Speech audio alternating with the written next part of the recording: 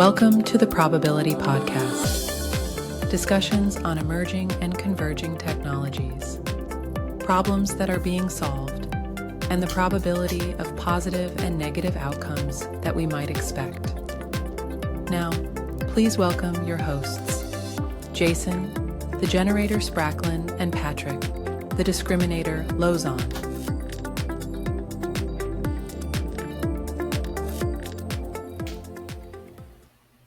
Hi everyone. The topic for this week's podcast is humanity's next great adventure, the colonization of Mars. Imagine a future where humans are not just visitors, but residents of the Red Planet. It's a concept that's captivated scientists, entrepreneurs, and dreamers for decades. From SpaceX's ambitious plans to NASA's methodical approach, we'll examine the various players in this new space race and their timelines for putting boots on Martian soil. We'll also look at the challenges that lie ahead, from radiation protection to establishing self-sustaining colonies. So, whether you're a space enthusiast, a technology buff, or simply curious about humanity's future beyond Earth, buckle up for an exciting journey as we explore the road to Mars colonization. So, the questions for discussion today are, why Mars? And how close are we to making this science fiction a reality? What are the cutting-edge technologies being developed to overcome the harsh Martian environment? Are there potential economic opportunities in this newest space race? And finally, could there be some ethical concerns or risks in this monumental undertaking? So, Patrick, what do you think? Should we attack Mars before they attack us?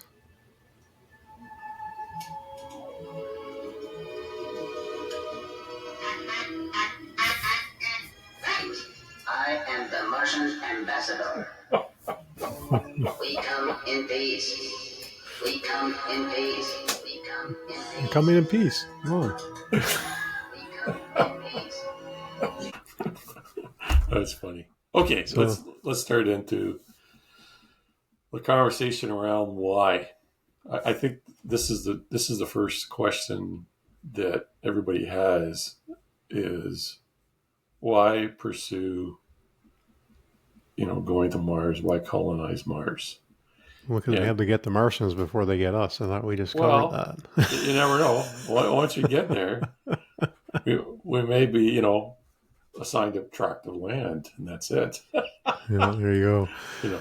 But so the first thing, of course, that comes to mind is ensuring our survival as a species, right? And we've talked about this before. It's about, basically hedging our bets, right? If you have a catastrophic event happen, if you're on multiple, planets, multiple moons, you're diversified, you can survive. So that's one thing. Well, outside of even destroying our own planet, I mean, there's a really very real threat of an asteroid hitting the planet, or some kind of massive sun flare or something that's any sort of extinction event. Yeah, that's right. And there's lots of them, lots of extinction events out there that have occurred through geological time. So that's true. And the other thing too, if you think about it, is the pursuit of knowledge and scientific exploration, which is that is the beginning of learning, right? That promotes learning. That's an opportunity to push the envelope of what we know in certain areas. What happened with Mars? From a geological perspective, were there, other? Is there? We don't know. Small green man. Little green man. Well, maybe not, but maybe there's evidence of some, visitation or something. I don't know. It's yeah. I mean, we talked about it in the last episode where we talked about this idea. The government came out and revealed that this spacecraft that was rumored that they captured in the 1950s, I guess it was, they're coming out and saying that it was real and it's been covered up all this time. So where did that spacecraft, not just a spacecraft, but they've confirmed an alien life form that they recovered from it. So while we look at Mars as this giant red inhospitable, dusty planet. I mean, maybe there is life there that we just can't see or conceive of, right? Maybe there's a whole Yeah. society under the red crust there that we You just, never know. they're just obfuscating from us on Yeah. purpose type thing, just to get a little more out there in it. But again, it doesn't appear to be life, but we still, when we get there, I'm sure we'll discover some forms of microscopic life or bacteria or minerals, or like you said, who knows, in terms of things we can use in terms of scientific discoveries, right? Yeah. I think there's some isotope that they've discovered on Mars that indicated that there was a nuclear explosion there too as well. Okay. Which was very unique. A unique isotope. It's kind of like a fingerprint, which makes you think, okay, well, was there some other civilization there and they essentially died off? There's a catastrophic, war or some other event. Mm-hmm.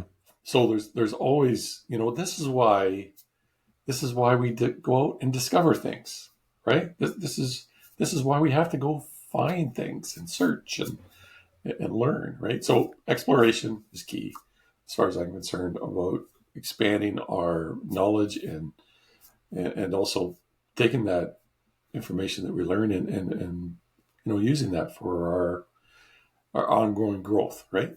So technological advancement, I kind of alluded to, you meet a challenge, you work through that challenge, you now have the components and the technology that you've developed because of that challenge. What's the other incentive? What is the other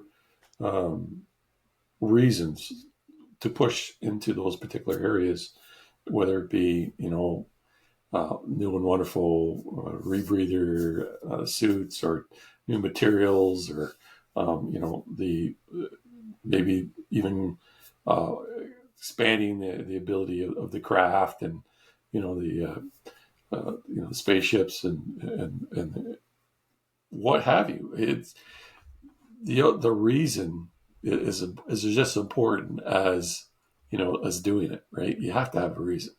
Yeah, absolutely. Like we talked about renewable energy a few episodes ago, right? We've covered medicine, we've covered, managing the environment in previous episodes. And I mean, looking at all those things had to be not just accelerated, but enhanced. You're going into a very inhospitable environment, and we're going to have to push the boundaries of what we've been able to accomplish thus far in order to have it hold up, to that environment. And so that's going to push everything forward, as sort of that catalyst, as it were, right?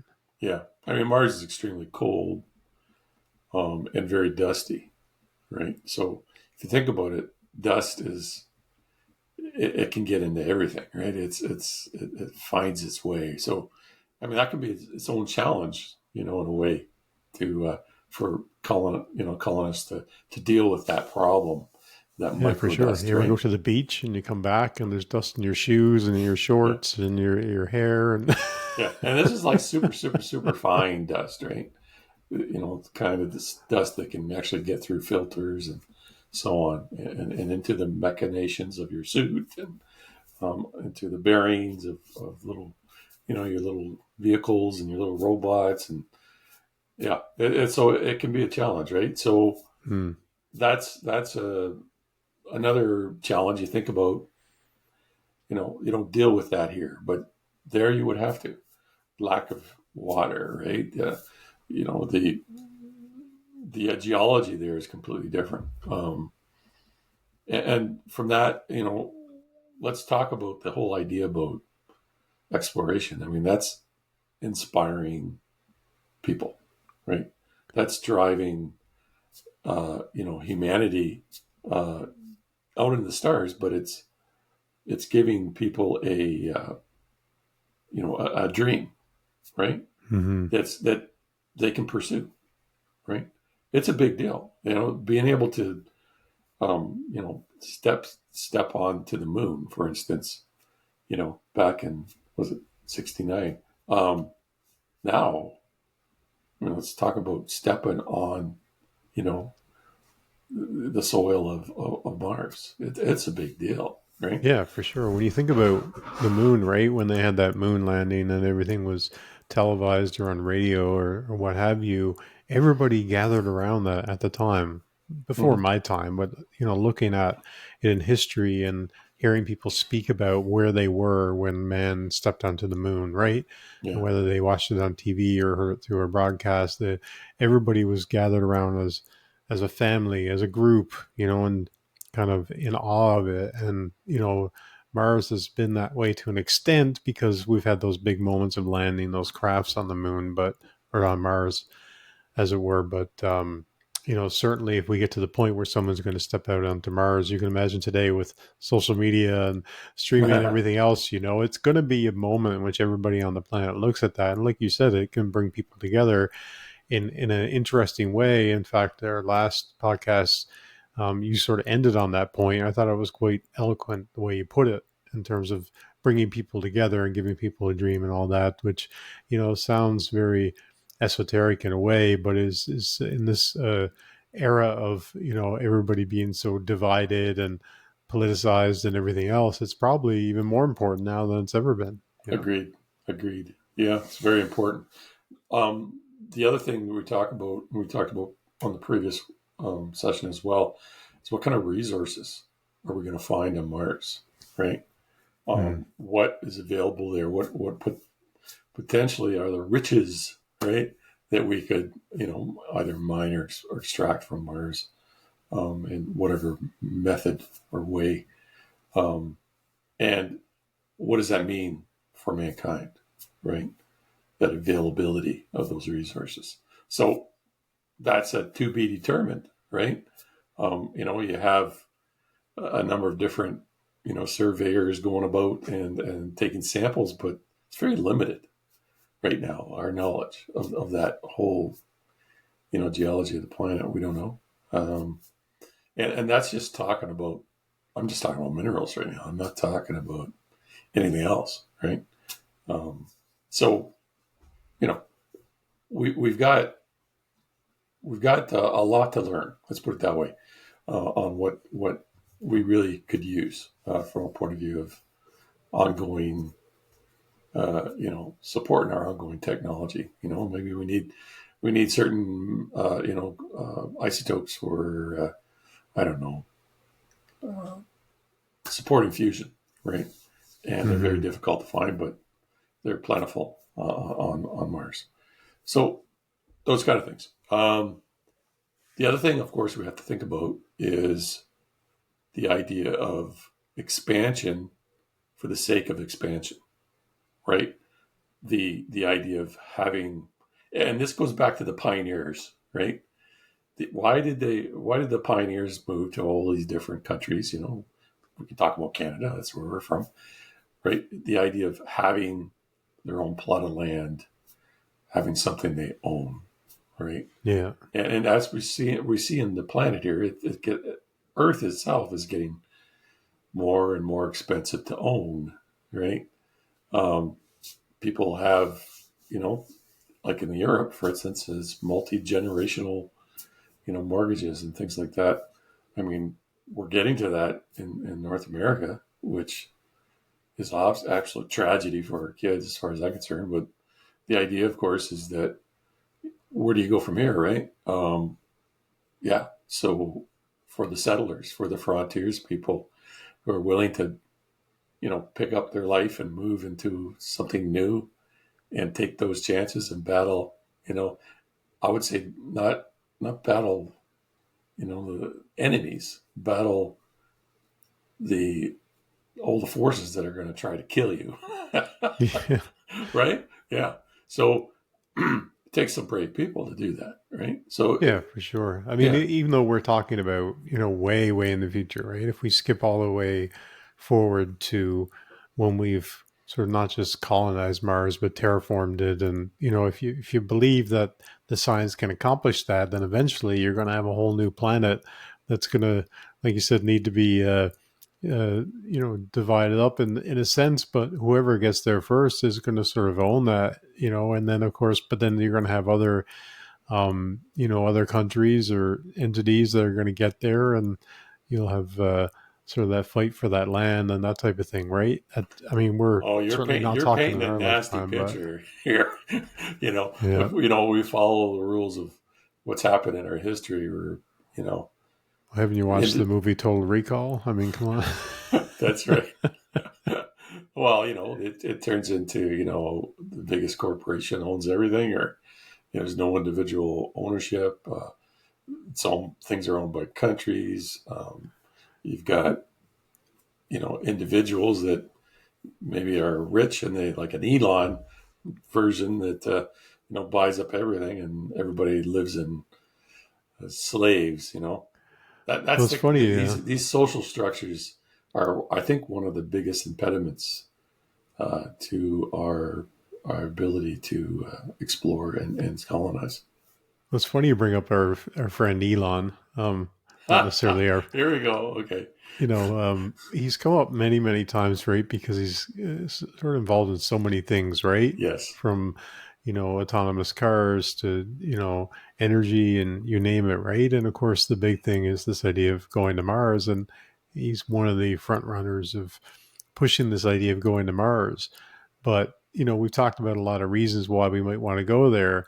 But we know very well that the top of that list for him is this sort of economic incentive, right? Yeah.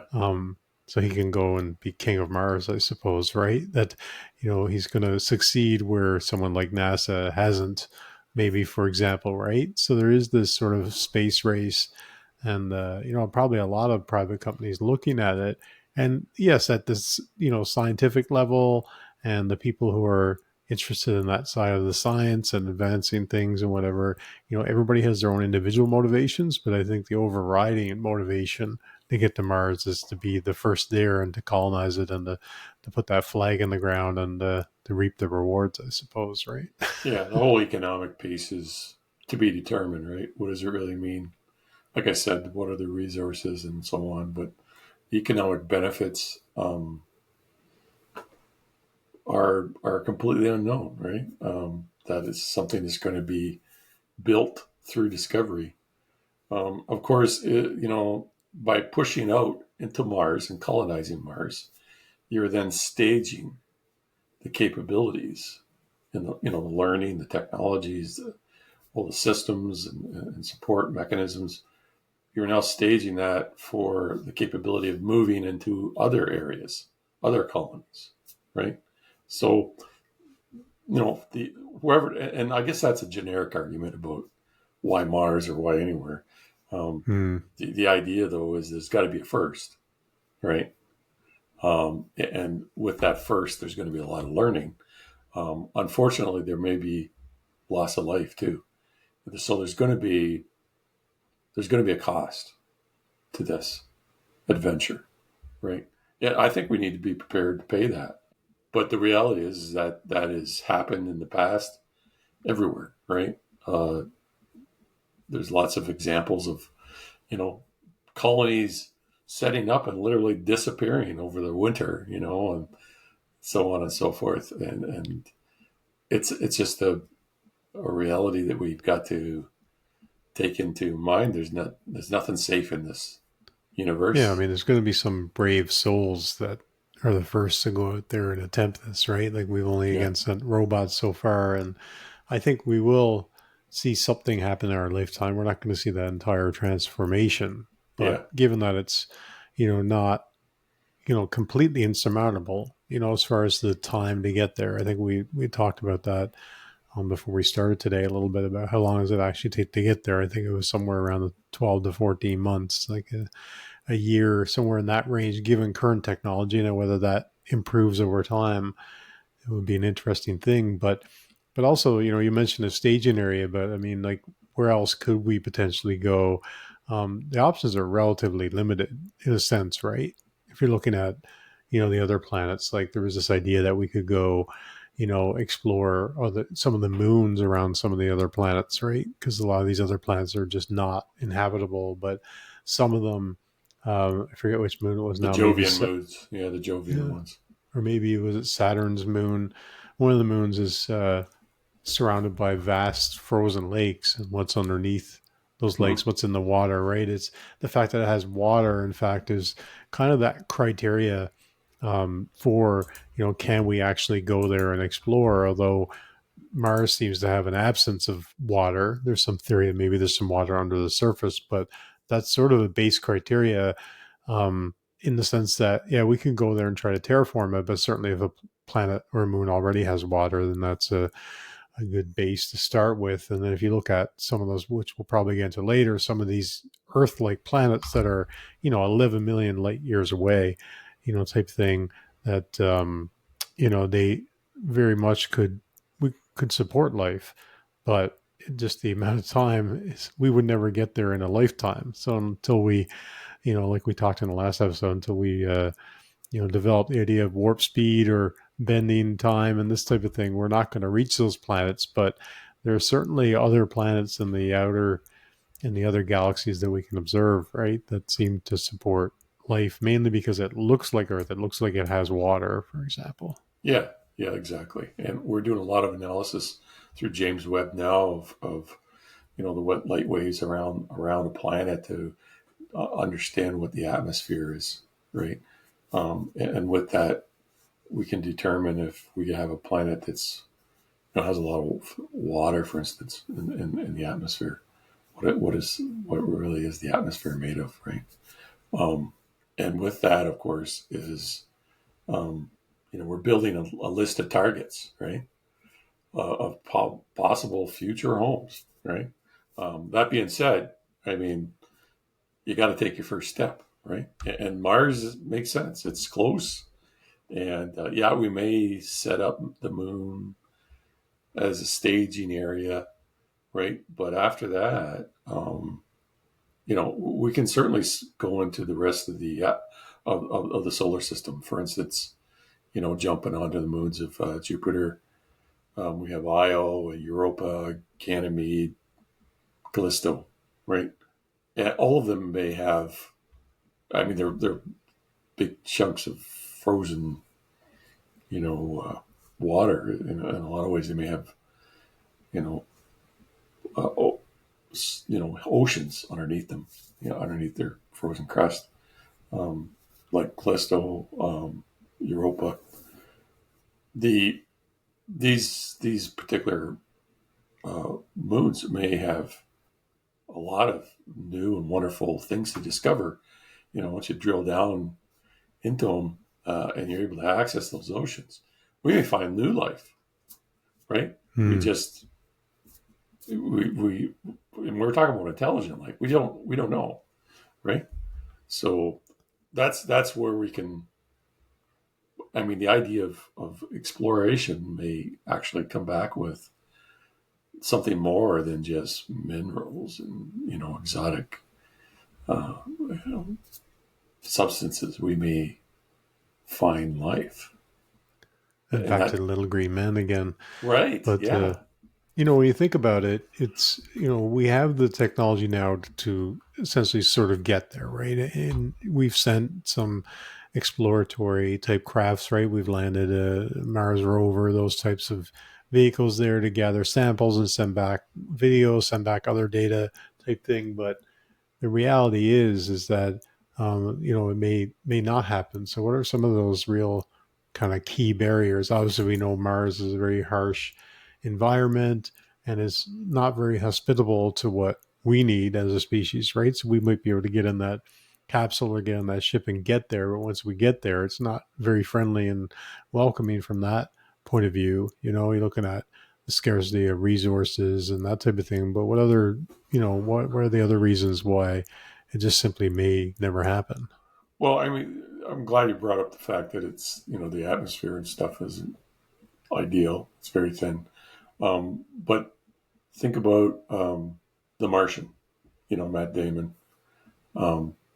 He basically grew a bunch of potatoes out of Martian soil by mixing up shit in the soil. But there's one fact that he didn't really talk about, which is, very important to understand, is that's a lot of the soil is reactive, and then of course that would convey into if you actually could grow, if the soil could be made rich enough to grow potatoes, those Yeah. potatoes would absorb some of that radioactivity. Wasn't that the thing that he basically claimed that in the movie? He said, "Well, I've technically terraformed Mars because of growing a potato, Yeah, in my own poop, for example." That was yeah. sort of his moment type thing, right? And then he was, Well, we just need to go everywhere and just shit all over the place. We terraformed. Yeah, so there's the solution right there. that's right. Yeah. So when we're talking about Mars itself, it's extreme cold. You got radioactivity. The main thing really is the fact that there's there's a wisp of an atmosphere out there. Um, our planet has we have a magnetic shield around it that helps with the manage the solar winds, right? So what happens is with solar winds, you get a slow erosion because of the magnetic bottle we have around us. It slows the erosion of our atmosphere um, Mm. from the solar winds, and there's no protection device with Mars, right? There's no magnetic core and that kind of thing that can help us do that. So that would have to be somehow simulated, right? We have to protect whatever atmosphere we could build on the planet. We would have to protect that from the solar winds so it doesn't erode away, right? And this is what happens.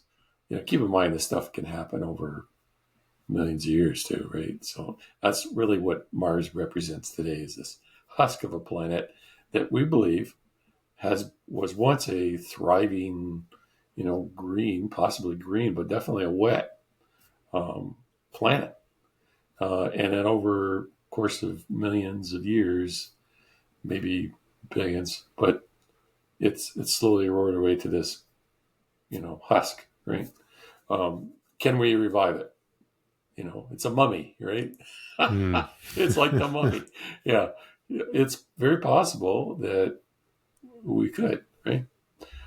So there is, okay, so let's go back to why, why this may never happen. What are the things that are working against us? Could we indeed develop, do we have enough resources to coordinate and establish that all those transportation routes and build those vessels and make a supportable colony. Without a colony that uses the resources locally, that's called in situ resource allocation or resource usage. Um, there's a very high chance that we can't bring enough there. Okay, we just can't. We need to work smart and we need to take advantage of what the resources are there. So that's one thing. And key resources, of course, are, we talked about the minerals, we talked about air and water, and whatever else, right? So also the idea of can we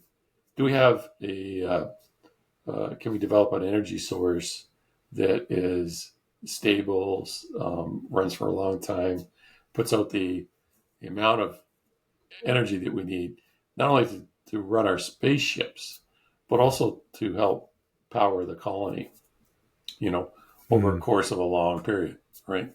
And of course, the first thing that comes to mind is fission and fusion, right?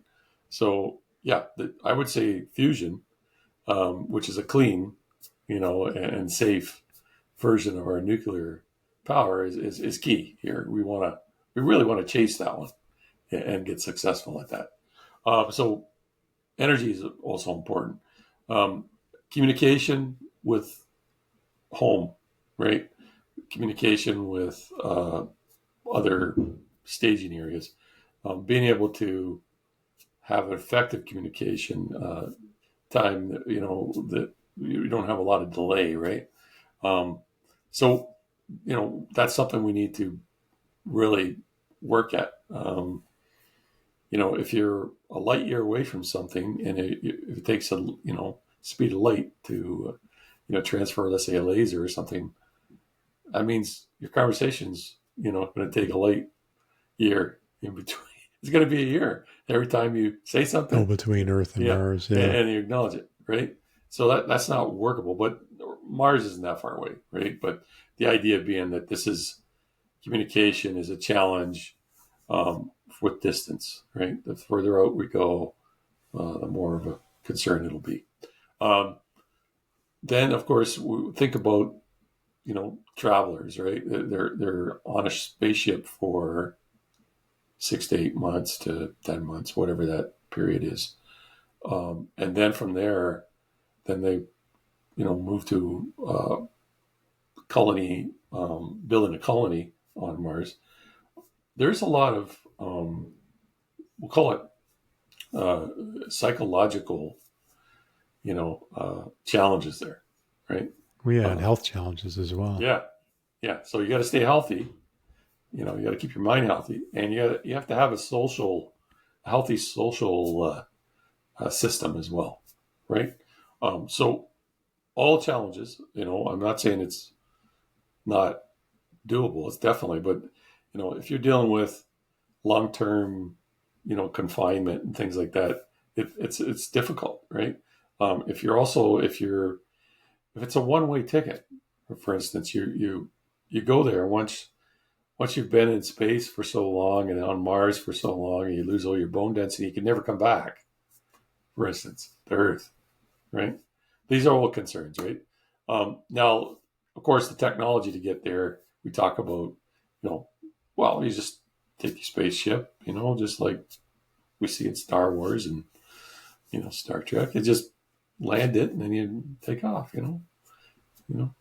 It's just, you just need the crystals. That's all you need.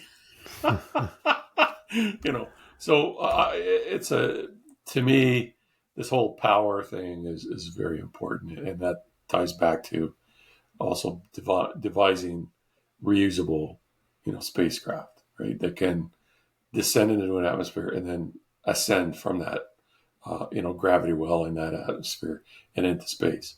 So that whole idea of building, vessels that can do that, and deal with all those extremes effectively, and also protect, the passengers.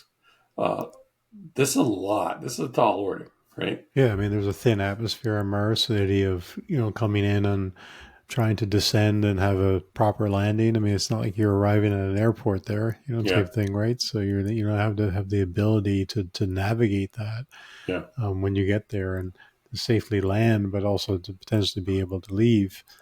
Although I guess that's a whole different challenge in of itself, right? Like we've sent, sort of crafts there that have, I guess, effectively in some ways sort of crash landed there, right? And then you have the Mars rover that comes out. But what does it actually take to get off the planet? And what is that experience like trying to get back out through the atmosphere and that type of thing, which could be quite the challenge as well, right? Yeah. One if you brought up Elon, so I'll bring him up again, is, he was behind a drilling machine or developing a different and wonderful drilling machines. The idea, of course, is you would land that equipment and then start drilling and create a whole bunch of catacombs under the surface, out of range of the volatile radioactivity, and with that, you're able to stage an area underground. Now, will you be able to, see the sun, see the stars? I mean, that's part of the psychological thing. I mean, why build, an immense complex that is completely underground? And that's what you always see. It's the idea is you want to get out onto the surface, right? And you want to be able to see the wonders of Mars and watch the sunset and the sunrise and whatnot, right? So this is where you have a different ideas of colonization, right? Over time, right? And this is where, you have to consider what the long-term plan is, for landing on that planet and what you're going to do, right?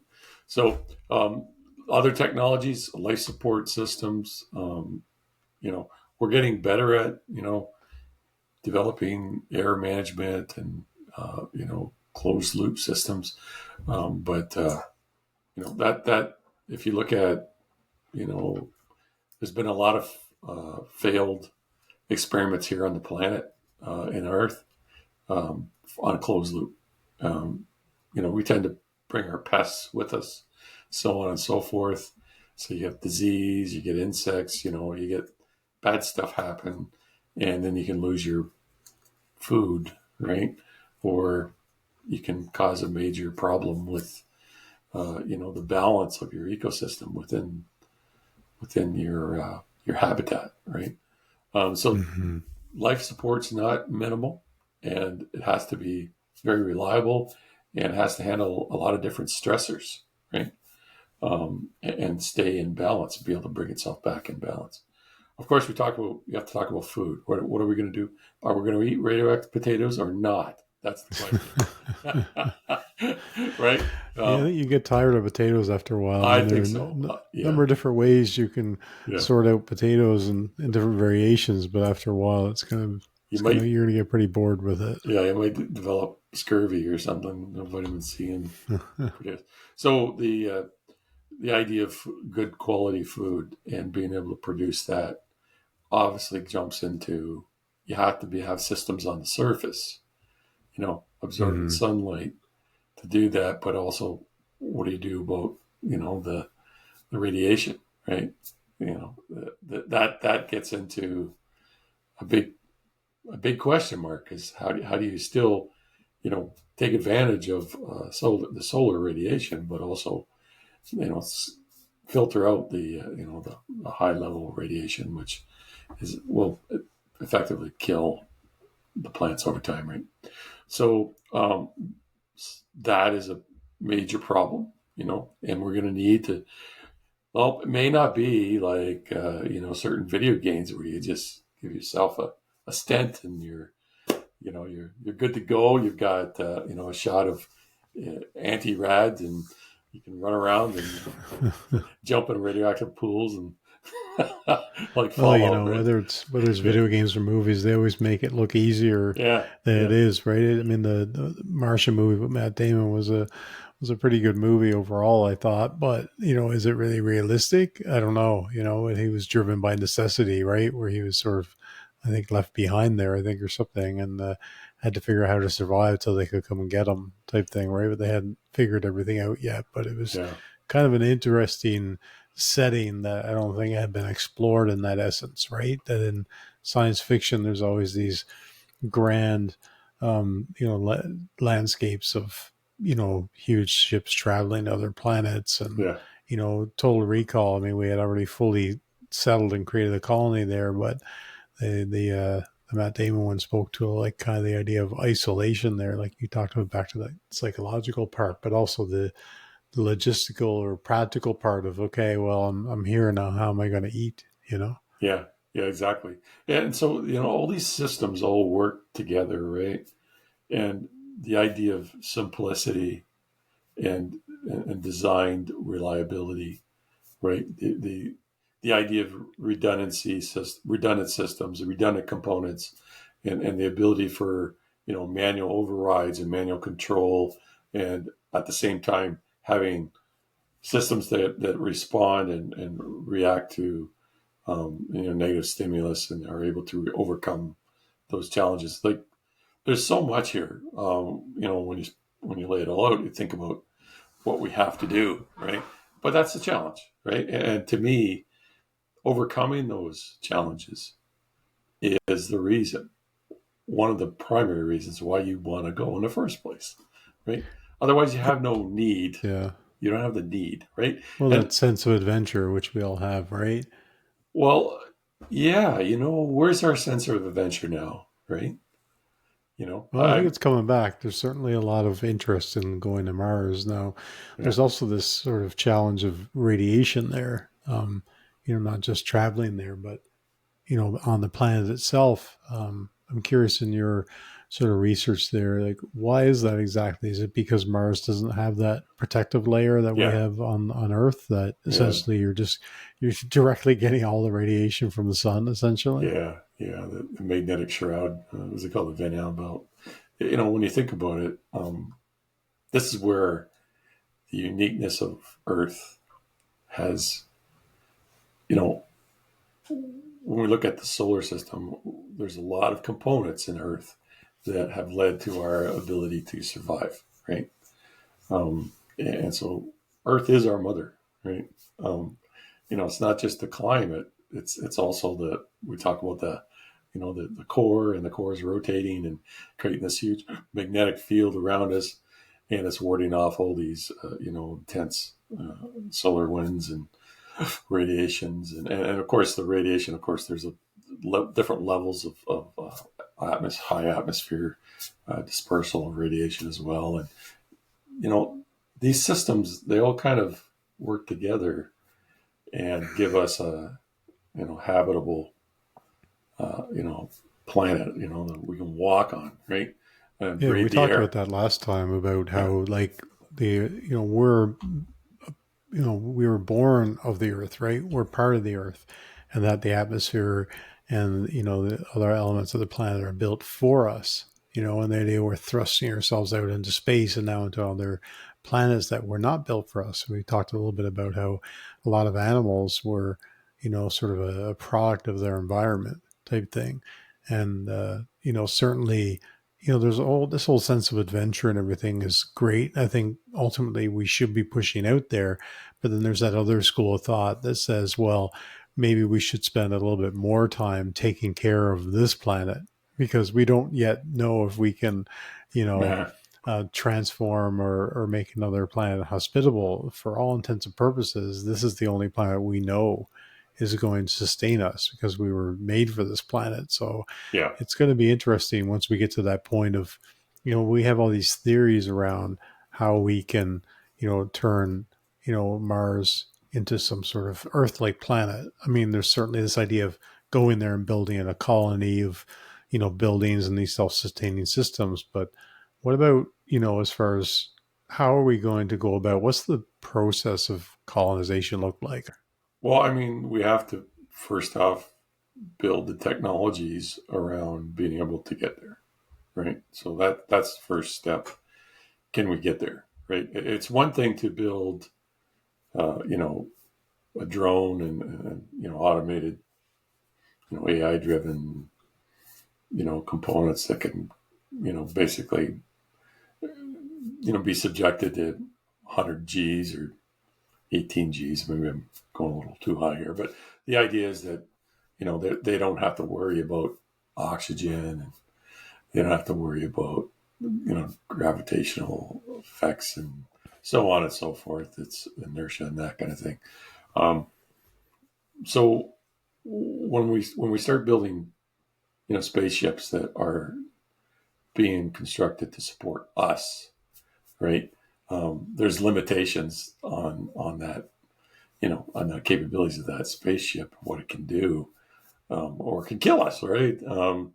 And so the idea of being able to travel for a long term, we'll say a long term is 6 to 8 months, uh, and not maybe basically not burned up by radiation, cellular wise, um, and also arrive there healthy, right? Or disease free and with some ability and to actually perform a landing and do the colonization. Now, so does that mean we need to figure out how do we build stasis pods and whatnot? I mean, we'll talk about that in a later session, right? Well, maybe we can send a monkey there, right? Didn't we at some Well, point, or some country sent a monkey into space, right? At some point to test out, because I guess the monkeys are the closest to us now. I'm very much like an animal lover. I'm an advocate for animals, but at some point we did send a monkey into space. yeah, I don't think yeah, that turned out so well for the monkey. So, I yeah, mean, if some people had their way, we start sending monkeys to Mars, right? Yeah, I mean, the idea here is yeah, there's going to be experimentation and things like that, but I don't think we need to necessarily put a little mammal in there in a vessel and shoot him out into space and hope he gets there. Yeah. You know, I think we can go beyond that. But that being said, um, you know, we will be the monkeys, right? We Oh, will. potentially, yeah. Well, that Yeah. was in, I just found it there in June of 1948. The U.S. launched a monkey named Albert into subspace on a rocket. First time a primate was launched into space. In They also 48. launched another chimpanzee named Ham. Now, were they able Ham's to courage and land? performance. Ham's courage and performance paved the way for the first American in space. So there you go. Yeah. Was it a one-way trip? I don't know. You know, these are bigger questions, right? Okay, so step number one, how do we get there? Building the ships and the technologies. Maybe we need, kind of waylay centers. You know, maybe the moon as a jump-off point. I don't know, but that's a whole set of logistics and technologies, right? Once you get there, then the idea is, okay, well, we want to colonize. Well, that's another. What do you do? What do you mean colonize, right? So there's going to be the initial phases of colonization, meaning sustenance, right? You want to be Mhm. able to survive, right? So you're gonna build, temporary, uh, habitats. You're going to have longer term habitats. You're going to be moving into those longer term habitats after you build them, and you're going to be able to pick. You're going to want to, I should say, pick the ideal areas on Mars where you're not subjected to the extremes, right? And you also have the availability of resources like water, right? Water's key. I mean, you can extract from water oxygen, for instance, right? You can use water for hydrolysis for hydrogen power. There's lots of things, other than just drinking, you know. But the idea is, that's a key component, right? So you want to build close to the resources you require, right? So, you're at Mars. It's not like you can get shipped home for an emergency, you know, uh, medical process. You need to have the facilities and the people to perform, all the specific functions to, be able to, respond to almost any type of injury or disease, right? So there, we have Yeah. that. The other side of it, of course, is we don't talk a lot about this, but the development of, and this is more along the line of when you talk about, not necessarily Mars, but moving, if you're going light years away to these planets, right? Now, if you move to a planet, if you colonize a planet a few light years away, um, the idea there is that if it's an Earth-like planet and it's been around for a few billion years, there's good a chance that there's life, right? And if there's a good chance there's life, even at the very basic level, the bacterial level, um, there's going to be a need for us genetically to, basically adapt Oh, to yeah. to that world, right? And being bioengineered to be able to adapt to a world is beyond our current capability today, right? I mean, I'm sure we could do some things, but we can't do. We're in the very very basic learning of what our bodies are able to do, and how our systems work. So the whole idea about biology and understanding our own systems within our body and how we can adapt to new planets that's a whole new area of expansion, right? Yeah, it's interesting you mentioned that. Like we keep going back to other episodes, but we did that whole episode on genetic engineering, right? Yeah, And could we get to the point where we can, alter things so we can survive on other planets? I mean, again, some of these things seem like science fiction, but that's part of what this podcast is all about, It right? is. What are the Yeah. probabilities of things happening that may not happen in our lifetime, but you can start to look at things and extrapolate out into, those end states, right? You start combining, AI and, neural networks and everything else, and we get into human augmentation. And one of those, we look at everything going on with Neuralink and everything else, right? How can we augment things even within ourselves so that we could survive in other, conditions? Exactly. Yeah. And if you think about it, like, the Mars being as it is and the Moon being as it, we consider them inert. They're not going to be overly dangerous, right, from a point of view of exposure, to new viruses and bacteria and so on, and the new forms of life that could infect us, and make us sick and kill us and what have you. So when we're talking about, these initial steps, right? We these are low risk in consideration of moving to a planet, let's say, that has teeming with life, right? There's so many things that can kill you now, right? And we don't even understand it, right? It's just like, the Aztecs and the Spaniards, and they came in and, I don't know if it was smallpox or something like that, wiping their whole population out by, a virus, right? This is, Yeah, it's a good point, really. yeah, Like, we don't even know what's there in essence, right? We've only yeah. sent kind of robots there. So when you think about it the other way around, so what happens if let's extrapolate this out and, way into the future where we're sending humans there and they're coming back? What's going to come back with them that we're not, sort of aware of, perhaps, right? And then all of a sudden you unleash something within Earth that's worse than, anything that we could imagine Oh, in a that's, sense, right? yes, sounds like another sci-fi horror. Yeah, type thing. I mean, Yeah. there's been those things, right? I mean, that was the whole premise of sort of Alien, right? Of the alien creatures infecting and traveling within the human bodies and all kinds of things. I mean, again, we're talking science fiction, but certainly when you look at it, there's probably a lot we don't know, right? About Mars. We sort of theorize that there's some subsurface water going on and things like that, and what is living there, we don't really know, right? We've done some exploration, but what is going to happen there when we kind of get there, and what's the implications for what might come back? I mean, that's the other risk, right? Is that we're going there to explore, but it is a completely foreign planet, and so there's all kinds of interesting things that could result from that, right? We might bring back our little green men with us, and you know.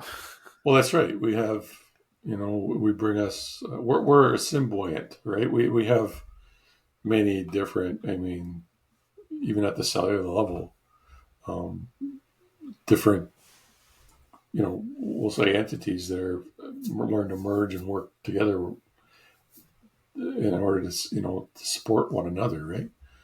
So we carry with us all these, little critters and such. I think that, the idea of, you know, visiting a planet and then instantly, you know, becoming sick from whatever's on that planet. We've had many different, sci-fi stories around that, Hmm. whether it be Star Trek or whatnot.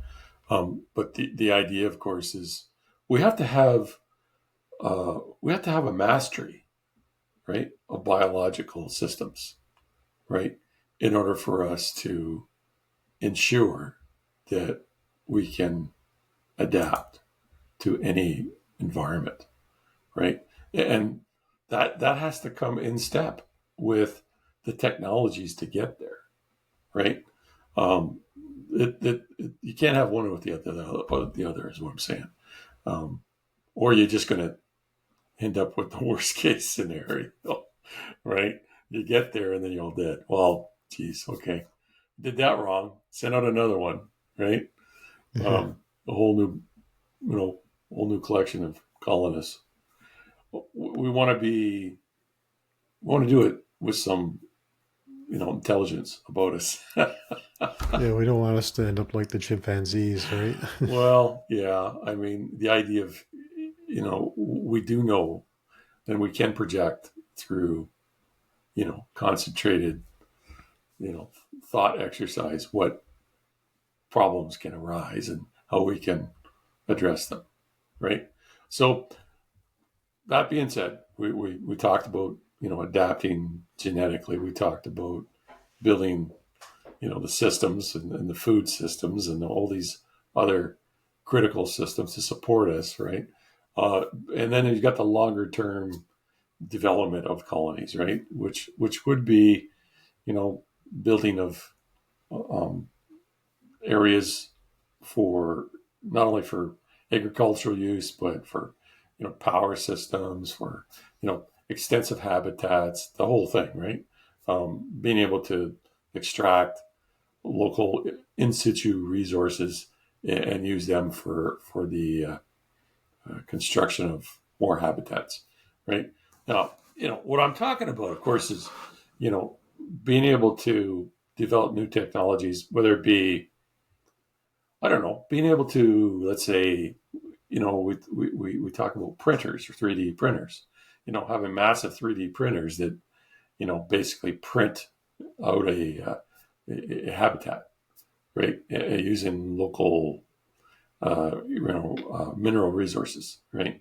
And essentially, once they're built, they're also, you know, they have a radioactive shield. They've got a capability, and they also have they're water airtight, right? Um, so new construction techniques, right? Building in those particular environments, right? So much we could learn, right?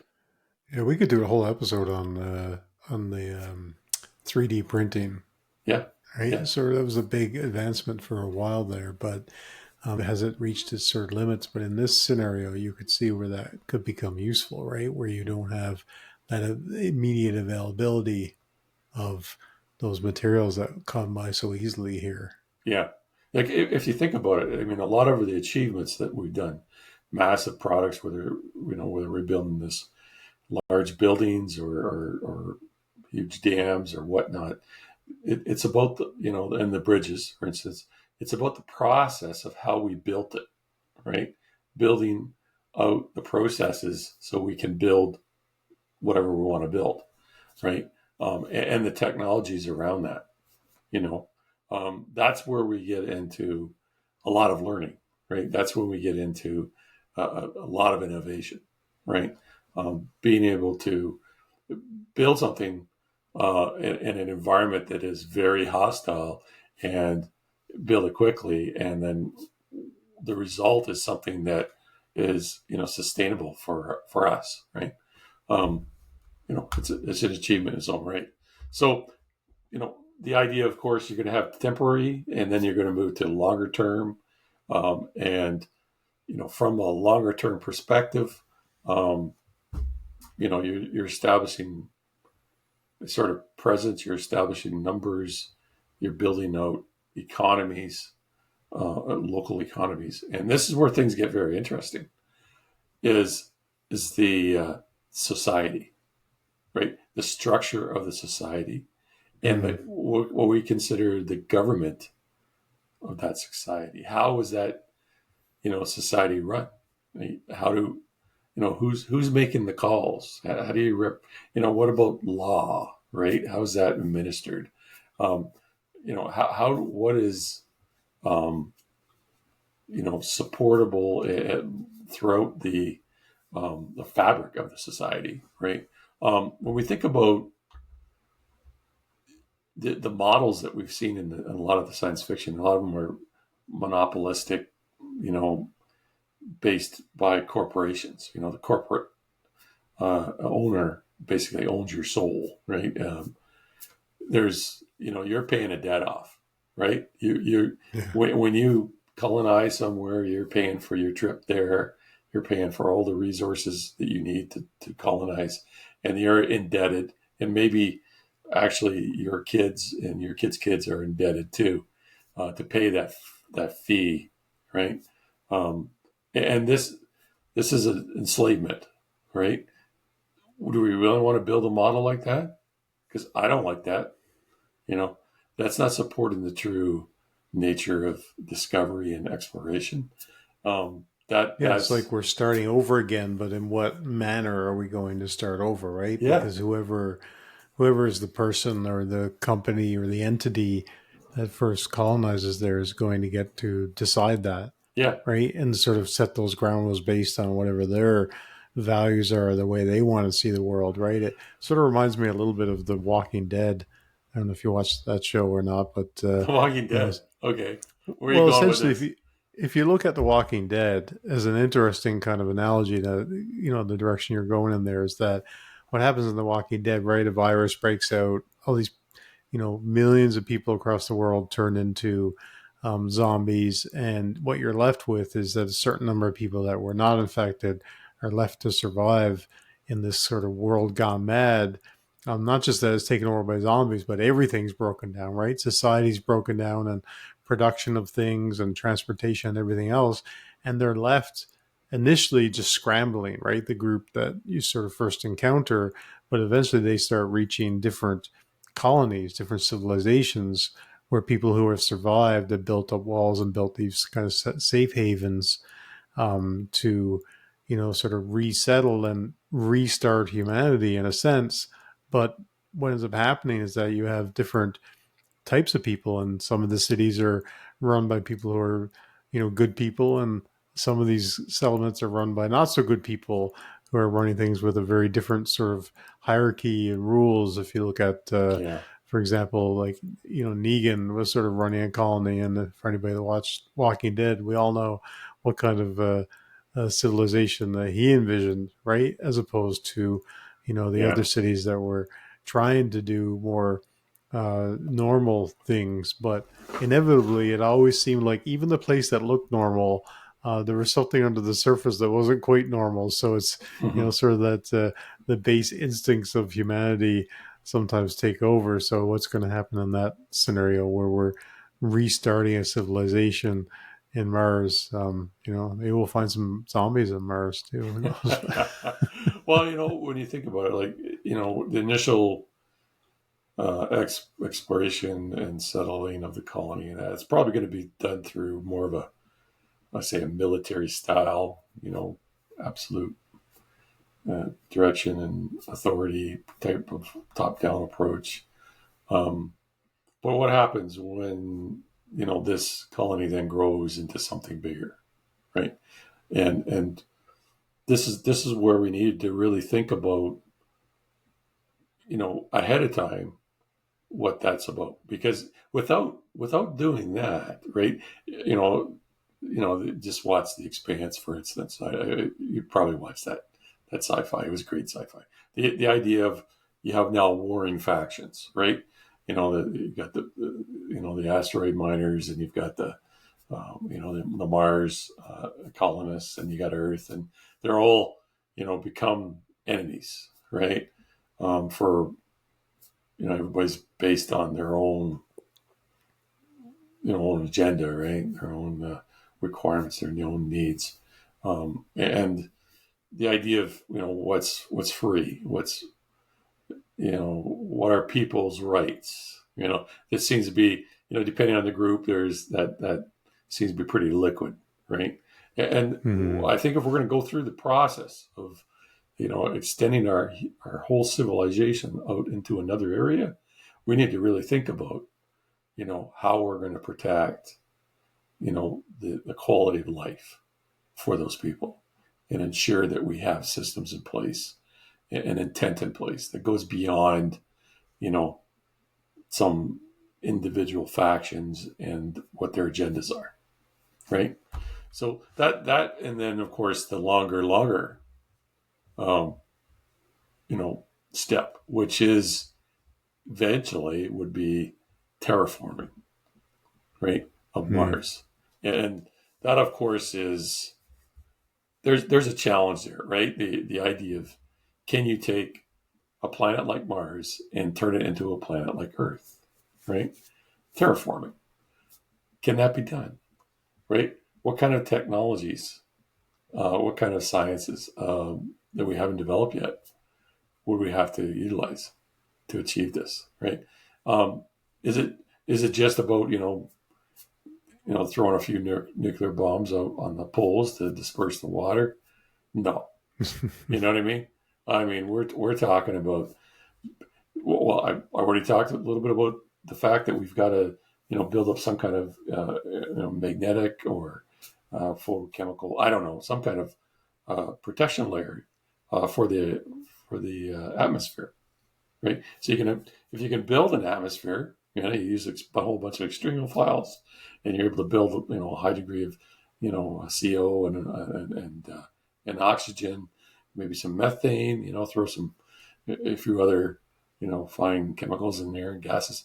Um, the idea would be we build this envelope up, but it just continues to erode away, right, from the solar wind. So you need to look at the whole picture, right?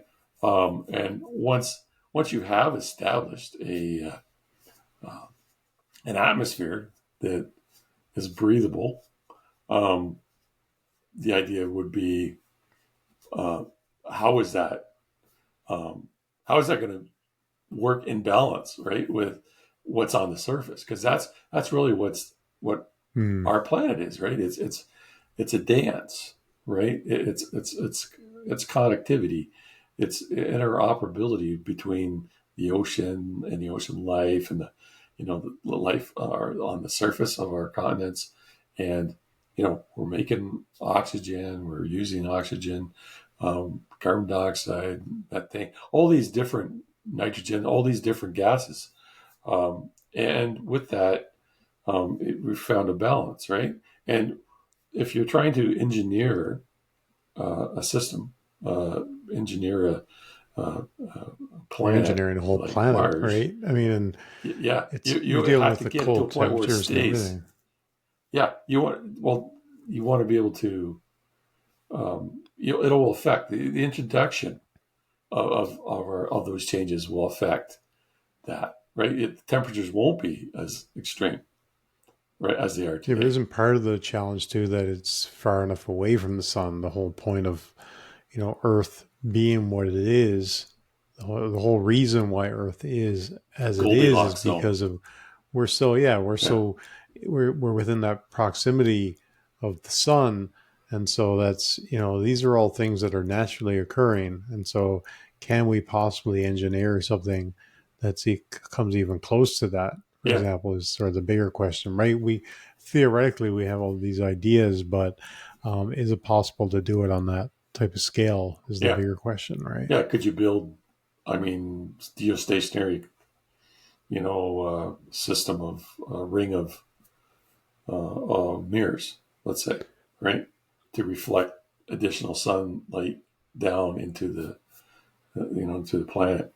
Um, there's a this is where science meets science fiction in a lot of ways, because you need to have the dream, right? You need to have the ideas, and then when you start building these and you start designing these systems, then you find out what you can truly do and what you can't. But you need to be able to shoot for that, right? And so I would say terraforming is a target, right? Can you attain it? Can you get the system, build a system that actually achieves a balance, a self-fulfilling balance that's harmonious with us as well, right?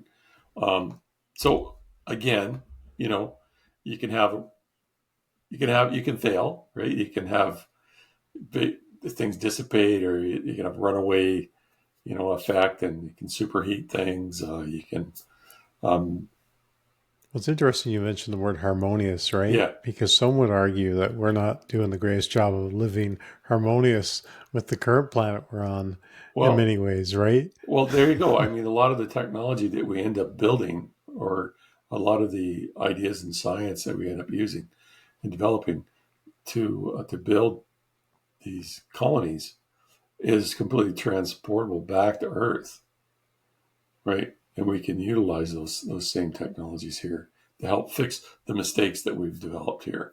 So again, I, another reason. So when you think about it, the idea of what I'm talking about harmonious, I'm talking about all these different components working together. That goes right down to, microorganisms and bacteria. It goes to, over to energy and from the sun, solar radiation and we talked about all the gases in the atmosphere. Those are all part of the equation, right?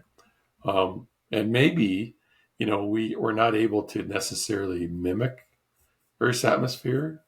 And maybe, in the end, we have to augment with oxygen or something, have an oxygen breather or something. But we can walk on the surface, right? And we can feel the sun on our face, and we're able to, look up and see, clouds come over and rain on fields of plants that we've created, right? And we've turned Mars from red to green, right? And this is where reality can lead us to by focused goals, right? And that's where we eventually, I think, through this, we would essentially become masters of our environment. And with that, our capability of survival is increased.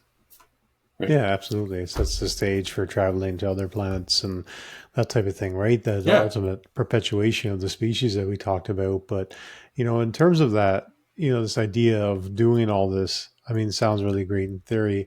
Who's actually attempting to do it? Maybe we can talk a little bit about, who are the sort of really ambitious, either government entities or, private companies. I mean, we all, think about NASA and other space programs, from other, countries, for example. NASA's aiming to send humans to Mars in the 2030s. I mean, that's really not that far away. And that's Right. probably going to be that initial, very rudimentary, exploratory type mission. And it's interesting that they're talking about that, because we talked about what the maybe 10, 12, 14 months to get there. Maybe that'll improve with technology. And then, of course, if we're not ready to colonize and for people to stay there, then people are going to have to come back. That's a pretty daunting, mission that apparently in, maybe less than 10 years, we might, see that happen type thing, right? It says it would involve a round trip lasting about, so this says about 7 months each way, with astronauts spending up to 500 days on Mars. Well, 500 days, that's a year. So we're talking, about a 3-year, round trip, for example, right? Even if we establish like a human outpost on the moon, it's still going to be quite the journey, right? Yeah. I mean, ultimately. Yeah. I mean, the idea is, when you get into initial exploration, right, the idea is to, and this is more likely going to be performed by androids and probes and drones, right, than people, right? So that's really the first step, right? And then the idea is, okay, well, we want to send people. So the first question would be why? Why do you want to send people, right?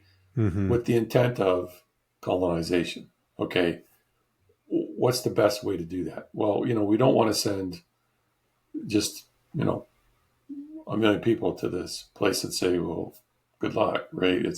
There's going to be a number of different colonists that are going to need to live there. And maybe there won't be one-way trips per se, but there'll be long-term residence, trips. So the Yeah. idea is they would have to build and learn, how to build a lot of these critical systems that we need to support bigger numbers of ourselves, right? And so you're not going to see, I don't think, you're not going to see, a small crew go to Mars and spend, 6 months and then leave, right? You're going to want to land them there, right? Give them all the resources they need, and have resupply trips to continue to provide them resources, and have them there for a longer term, to establish this critical infrastructure above and Yeah, you could beyond. almost see. Go ahead. No, I was going to say you could almost see this. All of these androids, these AI powered androids they're building, playing a huge factor in this, Oh yeah, right? That we're already deploying them out to factories, and I think I mentioned recently about this one that can go and charge itself, and then kind of once it's charged, get back to work. And if you think about that particular advancement, then maybe we just need to get those androids there. So instead of sending chimps to space, we're going to send these yeah, android robots, right, that are going to go there and be autonomous and help build out that colony or build things out in terms of agriculture and other things, right? We were looking at these uses for these sort of androids here, but if you extrapolate that out and you figure out what that renewable power source is on another planet, you could definitely see a huge use for that. And that's where you got companies that Elon's working on robotics and those types of things. Well, it's not just for here. I'm sure all that will factor into what SpaceX is working on and that type of thing, right? And yeah, you have so many other companies working as far as Blue Origin with Jeff Bezos. I mean, there's a lot of private companies working on this with massive fortunes that are already investing in technology and robotics and AI and whatnot. So yeah, I think that's where, in a sense, as much as people can be critical of these wealthy billionaires and their companies and whatnot, they're much less restrained than you deal with a government program like NASA that are beholden to government budgets and whatever the politicians decide should be invested based on the electorate or what have you, whereas these private companies are not restricted in those means, right? And so yeah, you have these guys that just have billions and trillions of dollars now that you can look at it in one sense that they're just looking to enrich themselves, but they already have riches beyond their wildest dreams, beyond what they can even do much with, right? And then it sort of turns into legacy and conquest and those types of things, right? So it's kind of interesting when you extrapolate it out that way, that I think that you look at some of these guys, they certainly kind of had to have big egos in order to sort of get where they are right now, right? To sort of take those big, bold moves. And what they're looking for is legacy. And like I said, they're looking for that everlasting image that they were the ones that saved humanity, perhaps, right? mm-hmm. That they were the ones that colonized Mars and those types of things. So it's kind of interesting in a sense that, of course, governments have those invested interests, but it seems to be really like the private sector that's really pushing this forward. We talked about, Elon's company catching the rocket for the first time, right? The reusable rocket and these types of things only possible in my mind in terms of those huge investments being put into these new technologies. So I think it's going to be really interesting to see where things go in the next, we're talking about NASA putting a man on Mars, but we might see, Elon put a man on Mars before that even, right? Mm-hmm. Things are getting pretty interesting on a day-to-day basis for sure. Thank you for listening to the Probability Podcast. Please join us next time for more musings from the generator and the discriminator.